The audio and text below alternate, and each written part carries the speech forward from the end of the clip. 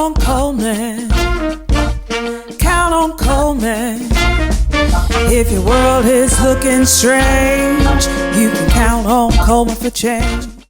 Hi, Baton Rouge, District 10 for sure. I say welcome to the Coleman Cares podcast. And so today, this day, we are joined by a cornerstone of Death Valley. If you don't know what Death Valley is, you don't have any business in Baton Rouge and the LSU community. So this gentleman here, who's no stranger, has served as a captain, a linebacker, worked with LSU since the late 80s. Don't date the gentleman at all. His loyalty is unmatched, ladies and gentlemen. And now he's LSU Vice President, Director of Athletics. I hope I did that right. You did great. All right, then. And so he's leading our Tigers, y'all. Yeah, those LSU Tigers.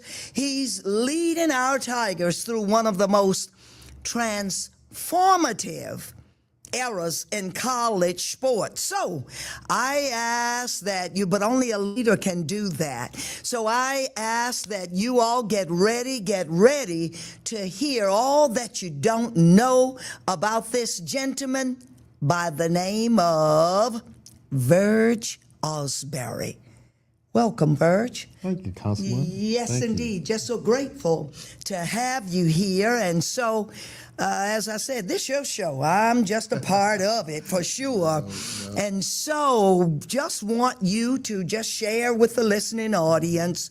I just told a little bit about you, but tell them who you really are. Thank you, Councilman Coleman.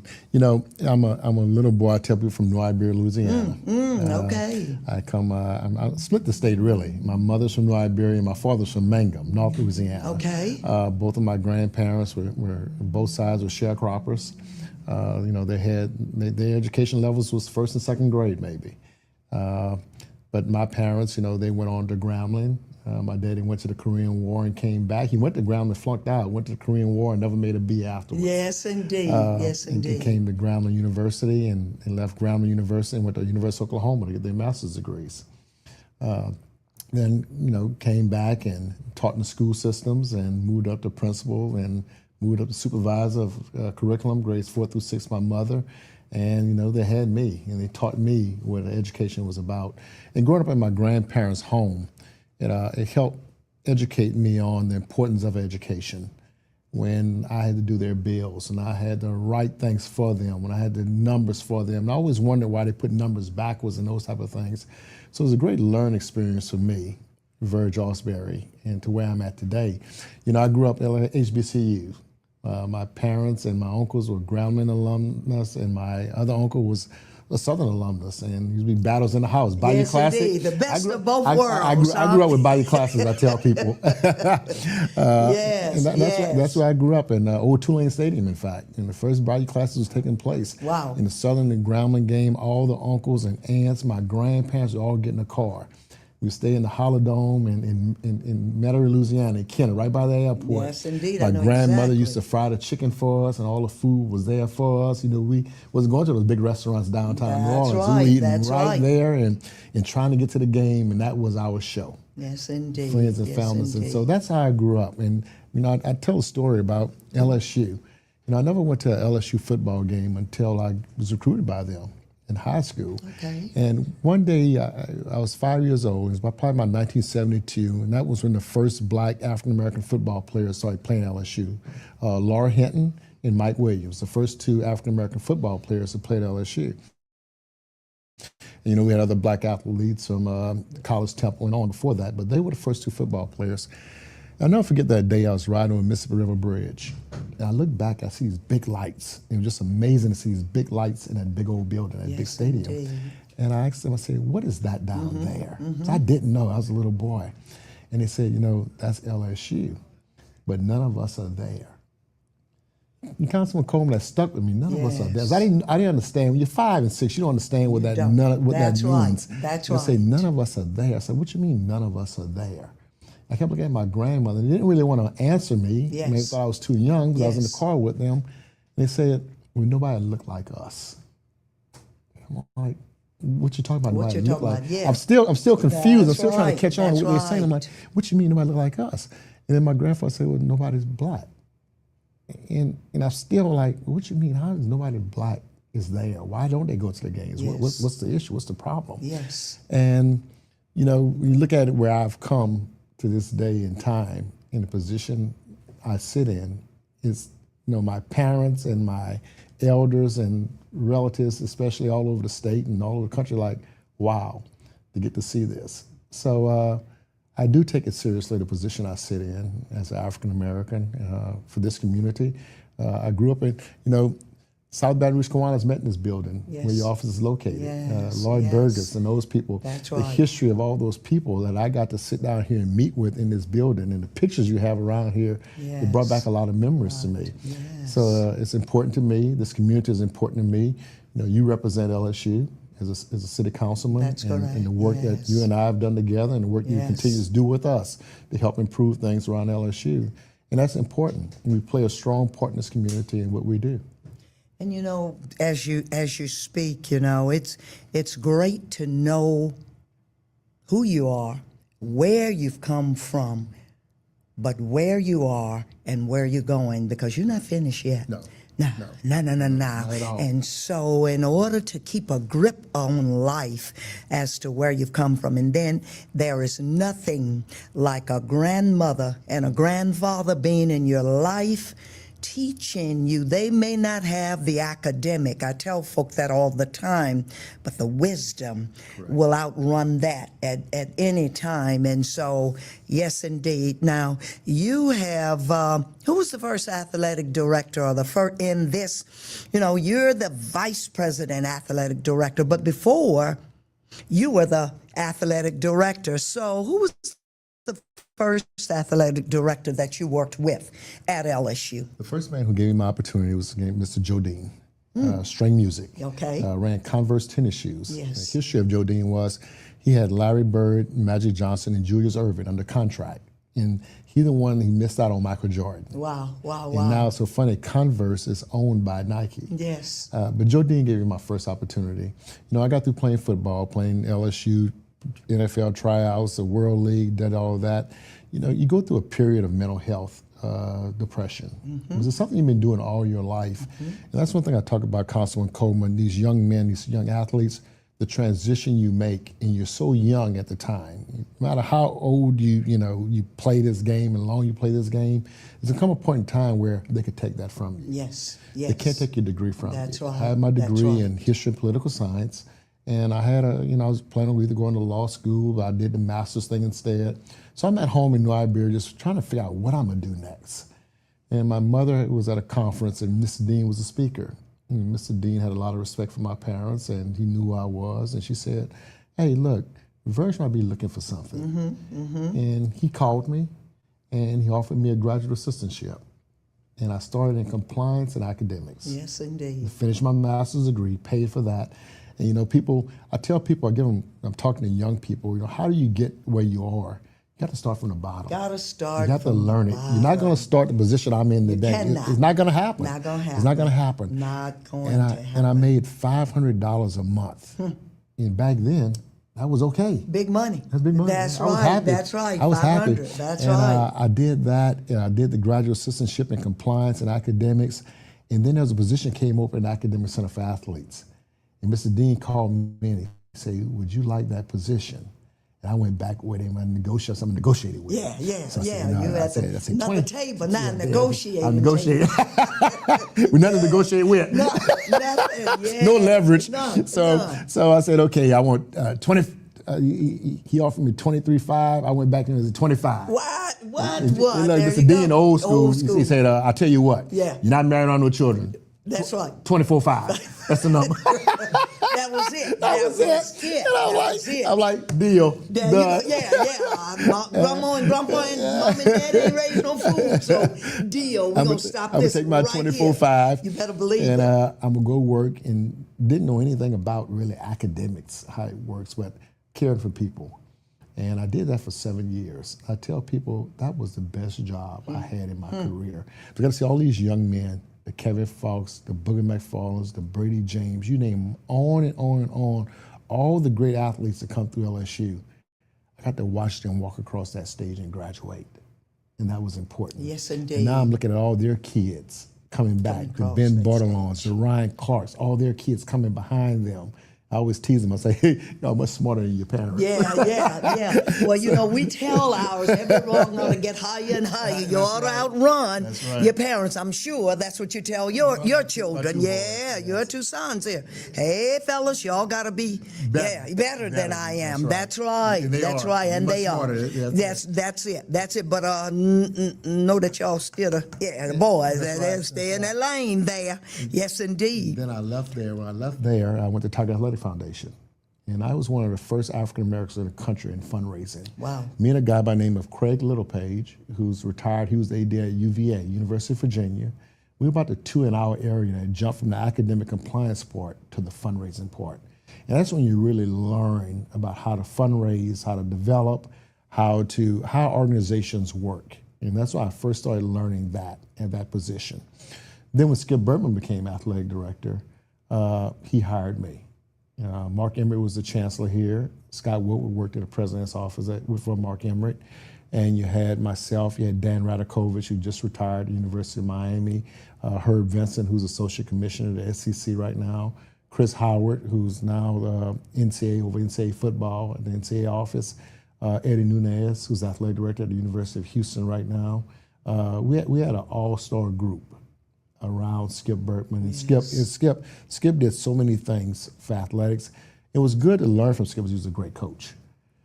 And a lot of times you forget, why you're in this business. You always taught us why we're in this business. And I tell people, I'm the producer, okay? I'm not the producer, I'm the financer. Okay? The players are the movie stars, the student athletes. They're the movie stars. The coaches are the producers. They're producing.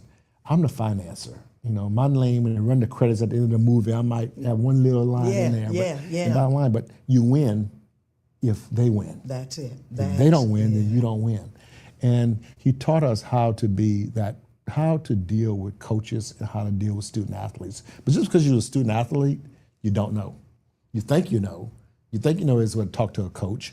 And it taught us about, some people want to be people's bosses. I've never been anybody's bosses. I have over 30 people in the athletic department who work underneath with me, and I have about 500 some student athletes.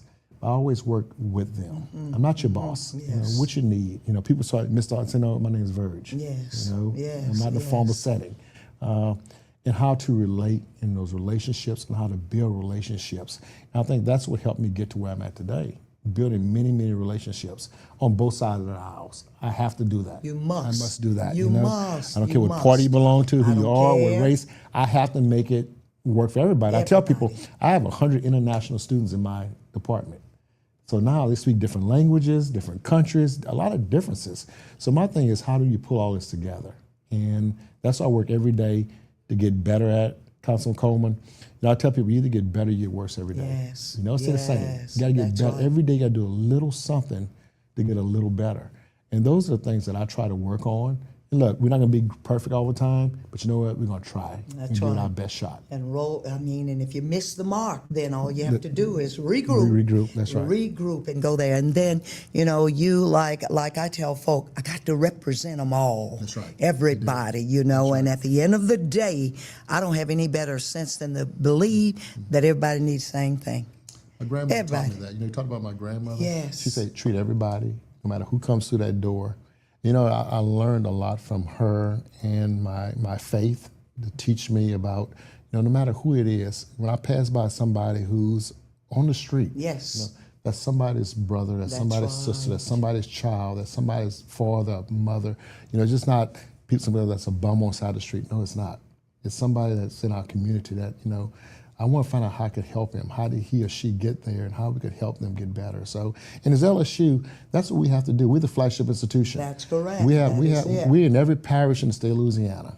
LSU, it's the flagship, from health sciences to schools to dental schools to law schools to vet schools to dealing with large animals to agriculture. We are this state, and we have to lead. And if we don't lead, then the state won't be successful. We have to help you all be successful in what you do every day to make your communities better. That is it. That's it. And you're doing that, Verge. I want you to know that. And you know, when you have as many young men that is at not your disposal, but in your hands there, you got a big job. You've got a great job. And then you've got to know what they need, what they don't need, how you can merge, how you can separate. It is a big job, but the biggest job is when they finish. When it's in the finish. We can start a lot, but the biggest job is in the finish. And so that is definitely what you do that. You've done that. You and the history that you have within you is just outstanding for sure. And so just when you get an afternoon off and you unplug from athletics, what do you enjoy doing? What is it that makes Verge just that smile right there? What do you enjoy doing? You know, I like to work out. Okay. All right. Oh, I work. I don't lift weights anymore. I do a lot of running. I do a lot of yoga. Okay. My practices, but spend time with family. Okay. I talk to my kids Yes. and my friends, and I don't take it for granted anymore. You know, I lost a good friend. I was with him the Saturday before Larry Seldes, former senator, and it was amazing when I got that call from Monday. College Temple called me and say he's dead. I'm like, well, who's dead? He couldn't say the name. I said, what you talking about, College? Yes. Said boy died. I'm like, who are you talking about? And it hit me just how fast. I'm with him Saturday in New Orleans, hugging, talking. That's the first time I saw him since his surgery. Yes. And I said, you look good, Larry. I told him, I said, Larry, look, I said, I run on Monday mornings at the track, and I invite friends. I say, look, you want to come, you don't have to run with me, just walk. Just take a walk, just walk. Yes. I do it for an hour every Monday. I said, come join me. So I'm gonna do that when the doctor let me get to the point. Says, I've been walking a mile. That's he said, I'm trying to start adding a little bit to it. I said, yeah, look, when you do that, come out there and meet me. I said, be happy. I said, I'm gonna run, I put my earbuds in and I'll run. I said, but come meet me. So where I'm at in my life, I'm content where, you know, I'm losing friends every day. I'm losing family members every day. Every day. And I call my mother, she's 91 years old now. Yes, indeed. And every time I call her, I just was with a friend earlier, I said, I need to call my mom. I hadn't talked to her today. Yes. And that was always strange. We talk every morning, every time before I go to bed. Because you get to that age, as you know, Carol Coleman, you don't know this will be the last phone call. You do not know, and regrets That's right. are the worst things that you can have to live with. That's right. Regret. And I don't want to regret it. When I That's lost my daddy, it hurt. He was 92. Yes. He went to his last football game at LSU. Yes. He got to see the game, but there was no regrets. Yes. Because I know he loved me and I Yes. loved him, and we had that relationship and that bond, and we talked every day. And that's pretty much, I'm pretty simple. Yes. You know, I'm not trying to, I've been everywhere. I've traveled all over the world, and I like to travel, do things like that. Yes. There's nothing out there like I'm trying to reach for and grasp, or like I'm missing something in my life. That's right. That's It's it. not that. Not that. No, You've been everywhere. Yeah, done I've done everything. So I've been more. I won 16 national championships. Yeah, I've been to the mountaintop in athletics. I've been to the biggest events there has been to. But you know that's where I'm content and just loving people and friends and family. And I'm going to visit a friend in Toronto. He's up there. And just spend some time with him. Hadn't seen him in a while. Say, look, you're going to come meet some other guys. I'm going to go up there and fishing with you. And there you go. Just hang out a little bit. Simple stuff. Simple things, that's right. Nothing is what nothing make complicated, it. that's right. Nothing ain't trying to, no, just the simple things. things, Simple things, yes, indeed. And then you got to get back here. What about that LSU football schedule? Where are you with that? Is it ready? Or you still got some more? Ready. It's ready. No, it's ready. It's ready. It's Ready. It's ready. So, It's going to be an exciting year. You know, in the first game, I tell people about, like, look at the schedule, look at the Ole Miss game, because Lane came from there, Tennessee there game, you go. Alabama, Texas. Always, as an athlete and coming from training by coaches, the first game is the most important game. Yes. That's the Clemson game. That's right. And game day is going to be here. It's going to be a huge game. The atmosphere is going to be out of control here. Yes. You know, that's what we want, though. You know, that's what we want, right. that brand. I tell people, you know, one thing about me, I don't like apathy. I don't like sitting down. I don't like sitting on my hands. I want things to happen. We got to make things happen. Yes. And I'm aggressive. I know when to pull back, but I need to be aggressive because we want to win, too. That's right. You know? That's I want young right. men to be successful on and off the field, but we also want to win. And I also represent LSU, and That's LSU right. has to win. Has to. And if LSU wins, then the community wins. There you the city go. wins. That's right. You know, my partners across the I-10 over there at Southern University, you represent also. Yes. You know, I try to help them, bring them with us. With you know, you. we're going to do some There things you go. together in the community with the mayor. That's right. And we're going to play them again. That's right. It was so Yeah, exciting. You know, saw I was the that. first one. You know, those are things that I really like. I was the first one to schedule Yes. Southern and Grambling to play at Yes, Tiger Stadium. that's You know what I right. mean? African Americans have never been to an LSU game. Never, ever Have to had step been foot there. in that Do stadium. you hear me? And I was so happy. Somebody walked up to me and said, Verge, this is the first time we've been to this place. This And is it the was first like kids judges, in there. judges, And that's legislators. right. I mean, people are That's surprised. right. I'm like, what you mean you've never been to What LSU you game? mean? That's right. And to this day, that's the second largest game in the history of LSU. And never been that many people. One game, Alabama game, but after that, the Southern game. It brought the community together. Yes. The traffic was so bad. So many of my suite holders were so upset because they didn't see Yes, Southern's band. yes, They wanted to yes, see the yes. band Wanted to see in the Tiger band. Stadium That's in right. that field. And when I got to schedule that game again, you know, the excitement just hit again. Everybody, again. it's like it never ends. But that's something that we want to do. It's something I want to do for the state and play every team in the state of Louisiana. And it's very important. And that's the atmosphere. That really, you know, we're in the summertime now, but when that football season revved up, man, ain't nothing like it. It's nothing like it in a different atmosphere. And, you know, you mentioned Ole Miss. My oldest son went to Ole Miss, so that will definitely be a game, yeah, that we are. You know, I kind of have to sit on my hands on that one, but no. I'm going in and out good. that day. Yeah, in and out, in I and have my out. security detail that day. That's right, that day. Gotta have it, yes. And so and now Lane is here from Ole Miss at LSU. I know Lane realizes it's the best place he could be, you know, and Lane is Lane. And so we're looking for some great stuff this year from Lane. And so just looking forward to being there. So the listening audience, be they moms, children, young people, not so young, what is it that you can, you know, I mean, you're here in Baton Rouge. You know what we face. And you know what, listening audience, it's not all bad. Baton Rouge is a great place to be. But sometimes that bad it kind of runs over all the goodness that's happening here. But then I look at our parents and I look at the young people. That's my passion. What is it that you can share with them about growing and going and where what ought to be, and not trying to outrun themselves, but every step a step, and it's okay if you fail, but you got to get up and you got to get a grip on yourself, but tell the folk how to do it. I tell everybody, you know, you can't say down. But a lot of times in Louisiana, and I could say this, I'm from Louisiana, you're from Louisiana, we beat ourselves up too much.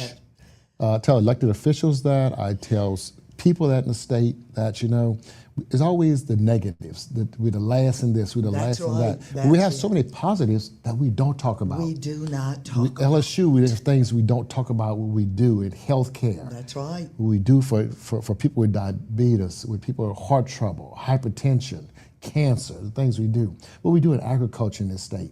The things we do in the city of Baton Rouge.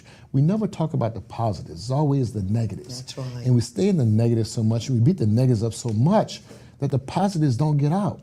All the businesses that have come to Louisiana, the data centers that's coming here now, all the different festivals we have. I want to see how much we raise in all the different festivals in the state of Louisiana. Yes. What we do in this state. Yes. So we always harp on the negatives, and we beat ourselves up. And that's one thing Skip Bertman taught us, that we don't think we could be the best. Yes. You have to feel that you wake up every morning, that, you know, I'm a little boy from New Iberia, Louisiana, small country town. My dad's from Mangum, probably one red light up there. Yeah, yes, that's Cotton it. fields. That's Cotton fields right. and sugar cane, okay? That's right. The Tabasco That's right. country, where I'm from.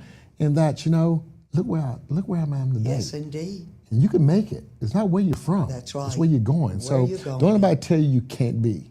No, I wasn't looking for this job. This job I did every job I got, I did the best I could do. I tell people that. I wasn't like, okay, I'm gonna move up. Yes. I'm gonna step over somebody to get this job. I'm gonna cut somebody to get this job. Every job I had, Council Coleman, I worked at it, made it the best job it could be, and you got noticed. And the next one was the best job it could be, and you got noticed. The next job, Skip Burton asked me to do a favor for him one time. I could have said no.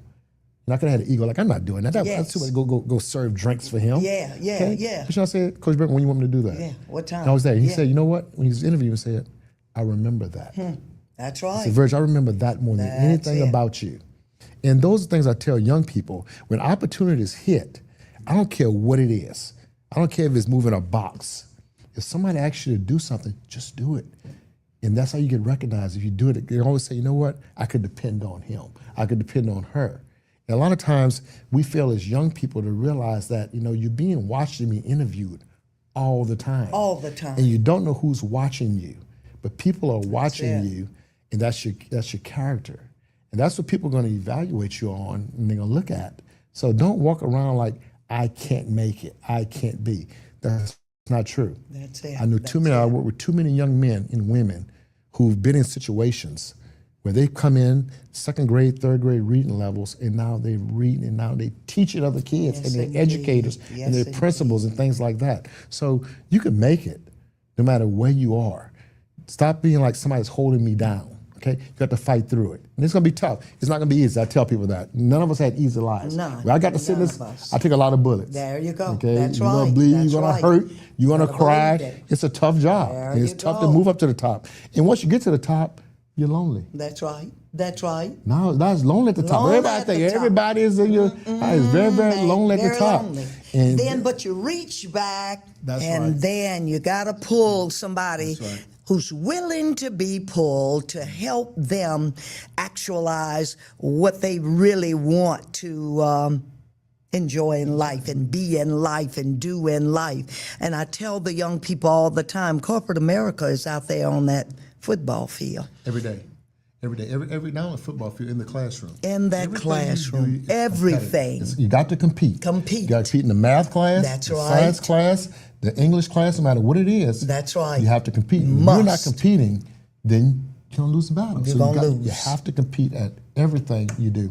Also, Councilwoman Coleman, I have strong faith. I tell people you can believe in whatever you want to believe in. That's not me. I don't judge. I don't tell you what to do. But for me, as for me in my house, I have faith.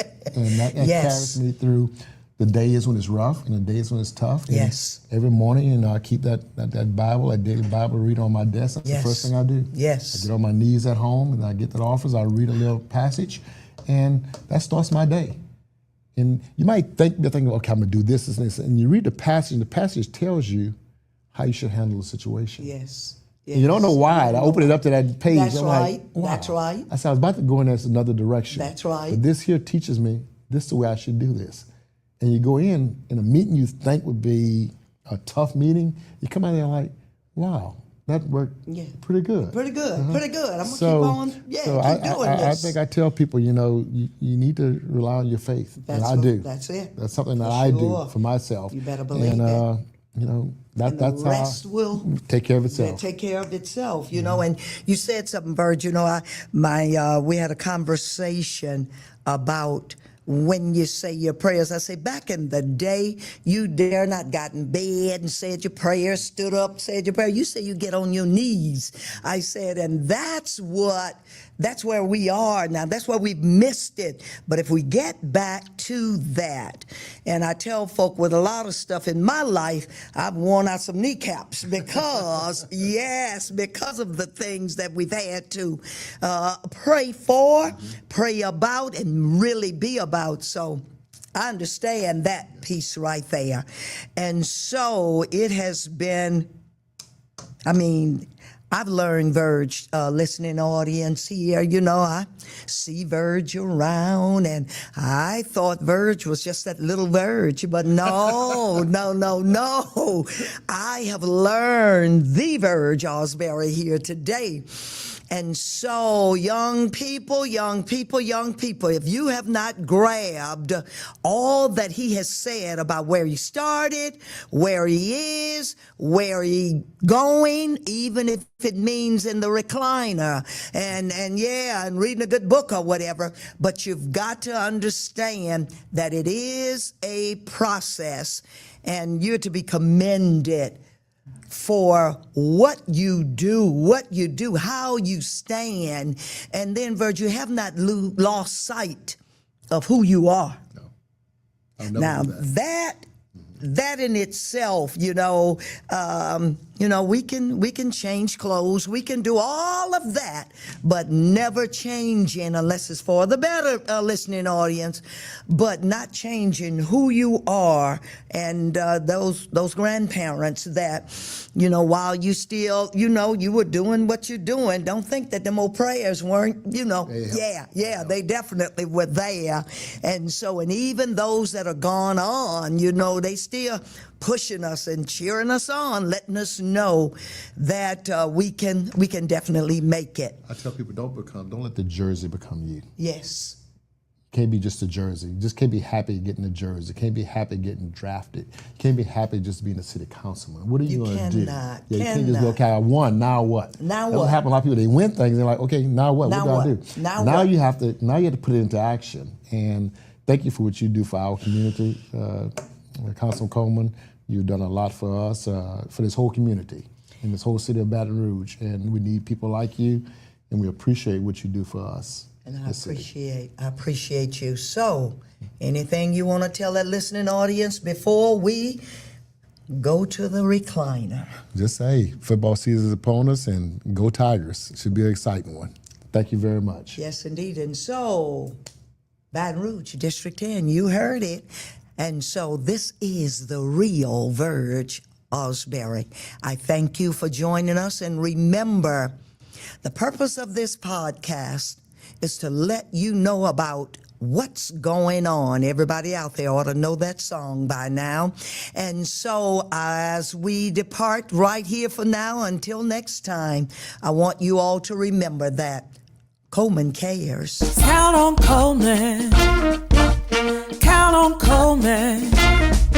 If your world is looking strange, you can count on Coleman for change.